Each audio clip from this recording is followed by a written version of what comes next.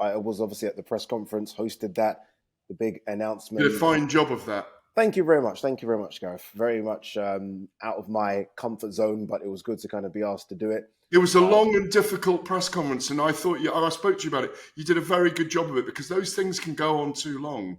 Yeah, and it did go on long, but you did a fine job of it. You stayed on top of it the entire time. Yeah, my one sort of big takeaway from doing that press conference is those things can be very boring. And from a fan, and that's what I am first and foremost, I found it like, okay, why does everyone have to be on this top table? It felt like there was 20 people there, managers, promoters, trainers that don't really want to be there, and then the fighters. And I hate the idea of having to go and speak to promoters first, then trainers, and then get to the meat of it, which is the fighters. So I do think they need to be kind of revisited, these press conferences. 2 press conferences, one earlier in the day and one for the big one. And let the press talk. I don't know why there isn't a roving mic out there, because the press will ask the best questions. It's called a press conference, isn't it? But that went away from us about 7 or 8, 9 years ago. And it's very much an American-style press conference, but they always get questions at the end. I think Eddie was the first to start doing that. Yeah. But it is important, Eddie Hearn. I think it is important that you invite the media there and let them ask questions, because it disrupts, and you want disruption at those things. Agreed. You want difficult questions. You want people to be saying, "No, I'm not answering that right now. Talk to me about it later." You want intrigue and nuance, and I agree with you. It's very formatted otherwise, isn't it? Very, and I still don't understand. And I don't want to say boxing should copy UFC and everything, right? MMA, but I don't understand why fans aren't there as well. Let them. I want the fans there as well. It just ignites it. I tell you, the press conferences that there've been fans at have often created drama. Yeah. Joshua and Dubois would have probably gone at it more on stage. 100%, because the fans would cheer and boo, and they know who their favourite fighters are, and you can't tell them to be quiet. And I just think it's fantastic. But yeah, so we did the press conference.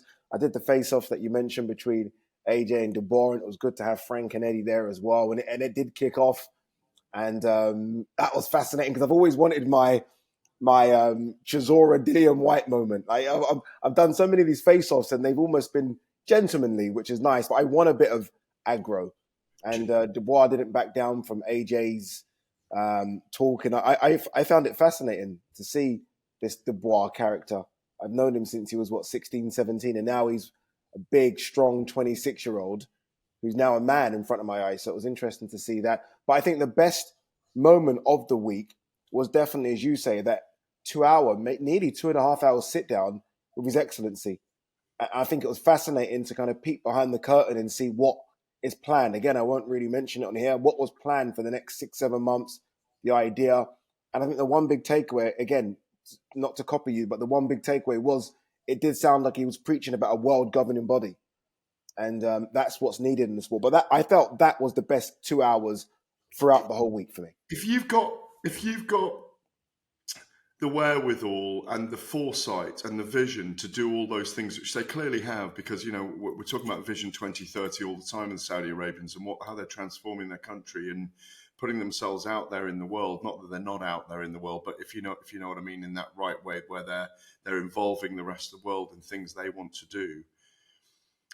Boxing, of all the sports in the world, is the one without a governing body, and that's why sanctioning bodies, the 4 of them, and I'm not heavily going into them right now, but that's why they can have their own rules, and there's no homogeneity. There's no homogeneity of commissions and systems, and I think it's good for the sport. And if His Excellency Turki Al-Sheikh can pull that off in the next 2 or 3 years, I get the impression as well that they're in it for the long haul, not the short haul. Yes, their plans might change, but I do think we're benefiting.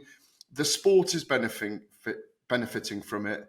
The atmosphere will develop. We know all these things. It's early days. 10 months they've been having events for. In this iteration involving GEA and Big Time and His Excellency. And what I liked, by the way, I just want to add this.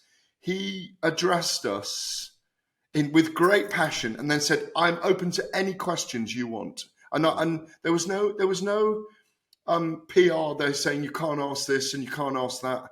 He sits there and he speaks to all of us openly, and says, "This is my plan. Tell me things that you think are wrong." I love all that, and it's clearly someone that cares about the sport. No, it's really good to see. You're right. He was very open, and we asked the questions. A lot of people asked questions, and you got the answers there and there on the spot. And if you didn't, he called someone to kind of give you the answer a few moments later, which I found fascinating. All right, loads to cram in, as we say, to this hour. So let's do it. Obviously, we now know the Wembley edition card for Riyadh season. By the way, I think 80,000 tickets have been sold at this point. We are filming this at 9 o'clock in the morning on a Tuesday. It will be sold out by the week. I'm pretty sure of that. 100,000 they're looking at. Grade the card. We've seen now these Riyadh season cards, right? We've seen a few in Saudi Arabia. We know the one in LA, Terence Crawford versus Madrimov. This one, how would you grade it? Is it up there with the Madrimovs? Is it somewhere in the middle? Where would you grade this one? Well, how are you grading that one? I mean, is it like, in terms of the best card we've seen, it's difficult, right? I mean, the 5 versus 5 was fascinating. The Madrimov Terence Crawford one is incredible. How would you kind of grade this one when you compare it to those cards that we've seen before? Well, look, if you look at Battle of the Baddest, Day of Reckoning, Knockout Chaos, and by the way, Knockout Chaos is out this week on DAZN in 3 days' time, I think it is. Featuring myself and Gareth.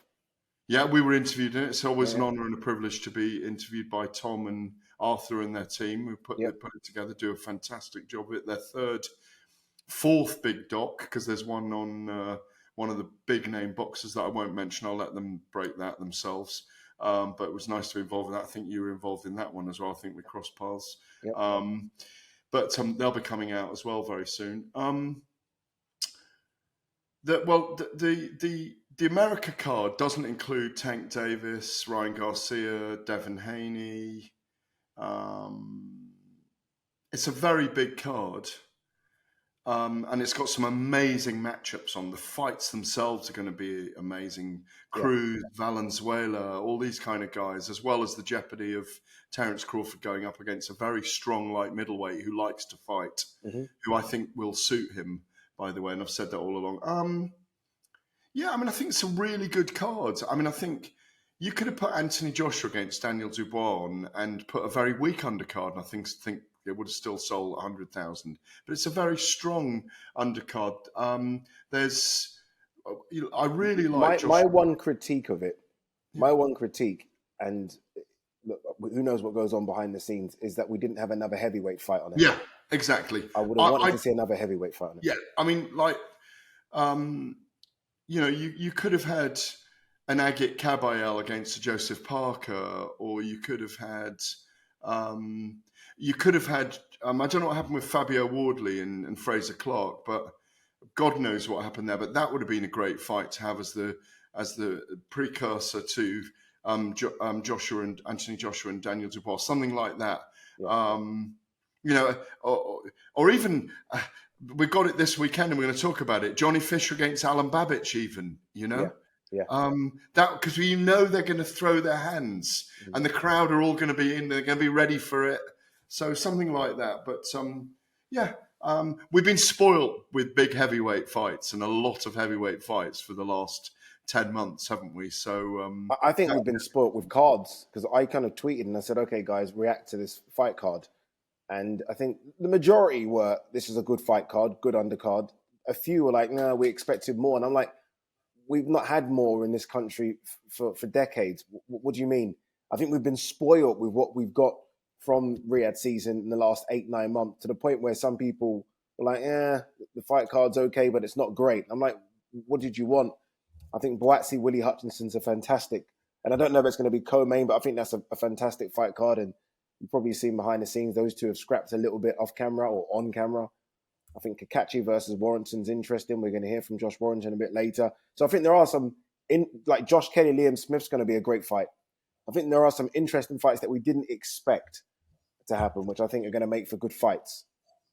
Yeah, I agree with you. I think Josh Kelly and Liam Smith is a good fight. I'm interested in that. Josh Kelly moving up to, if you think he was welterweight, year and a half ago, and I think he's moved up to light middle, and now he's going to fight a middle against Liam Smith. There's a danger for him in that fight, but it's a good fight. He's got to be on his mettle. Kakache and Warrington will deliver. I think Kakache, will hurt Warrington, and I think he'll stop him. Tyler Denny and Hamza Shiraz, great storyline. I think Tyler Denny might end up being in a different league to Hamza Shiraz, who I think, a lot's being spoken about Hamza at the moment, but I think one of the things about him is he looks very special, and I think it might be a tough night for Tyler, but what a story of him stepping up. He was nowhere, he wasn't even full time a couple of years ago. Mark Chamberlain and Josh Padley. We'll talk about Mark Chamberlain because he could be the guy that fights Shaka Stevenson very soon, by the way. I know that sounds ridiculous to say out loud. No, he's the WBC silver lightweight champion. And he's also ranked 7 or something like that. Yeah. And Shaka Stevenson needs a name. And at the moment, Mark Chamberlain's a name in boxing because he's His Excellency Turki Al Sheikh's amongst his favourite fighters, if not his favourite fighter. So, it's a decent... It's a very decent card. I was trying to pull up that because one of the big nights in Wembley, the biggest night at Wembley was Anthony Joshua that I can remember. Obviously we know that Tyson Fury fought Dillian Whyte there, but it was a one-sided fight in the end. But Anthony Joshua against Vladimir Klitschko, I think it will feel like that on the night. I think it will be one of those nights myself. Yeah. I think it'll be that kind of atmosphere, very special. No, it has to be. And I do think it will be. We've been starved, if you like, of that big stadium fight over here. And we've been watching it all happen over the world. And finally, we've got our big stadium fight back. And I think it's fitting that it's AJ against Dubois. And let's not forget, Dubois is the IBF heavyweight champion. Congratulations, by the way, to him. Obviously, he's been upgraded from interim champion to full champion after that win against Filip Hrgovic. What did you make of Alexander Usyk almost saying, here, AJ, here, Daniel Dubois, here, take this belt, it's yours, almost like a gift to them. I don't mind it. I wonder why it's happened now, but I don't mind it. But yeah, that's going to be for the IBF heavyweight title.